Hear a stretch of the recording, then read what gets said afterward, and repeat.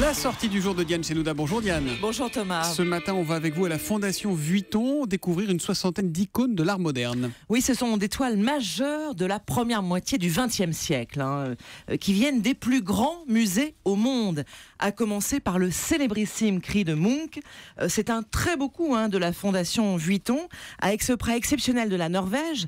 Cette toile de la fin du XIXe est d'une incroyable modernité. Elle parle à chacun de nous, l'angoisse de l'homme face à la mort, la solitude. Quand on voit l'expression de terreur absolue de cet homme dans ce paysage tourmenté, ce fjord de violet et noir et ce ciel de feu, Suzanne Paget, la directrice artistique de la Fondation Vuitton, elle nous rappelle dans quelles circonstances Edvard Munch a peint son chef-d'œuvre. Il dit avoir entendu un immense cri dans la nature et avoir vu tout d'un coup le ciel et un ciel de sang coagulé. Et je crois que chacun de nous a des moments comme ça de terreur qu'on ne maîtrise pas d'ailleurs. C'est folie latente en chacun de nous qui est dite de façon, je pense, totalement définitive. Alors, il y a d'autres toiles qui vous ont marqué, Diane, lors de cette expo. Oui, Thomas, j'ai découvert l'un des plus beaux tableaux du peintre Bacon. Il vient de Melbourne, voyez de loin.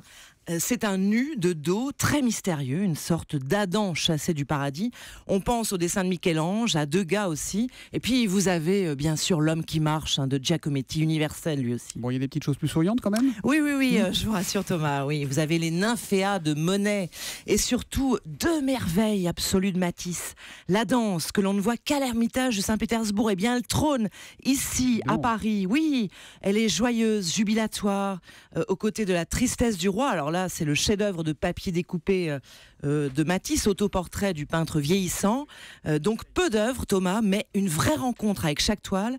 Chacune dégage une aura, une vibration particulière. Les clés d'une passion, exposition à voir jusqu'au 6 juillet à la Fondation Vuitton. Ça marche fort à la Fondation Vuitton, déjà 500 000 visiteurs en 5 mois. Très fort. Oui. Voilà, c'est la sortie du jour de Diane Chenouda. Oui. À demain, Diane. À demain.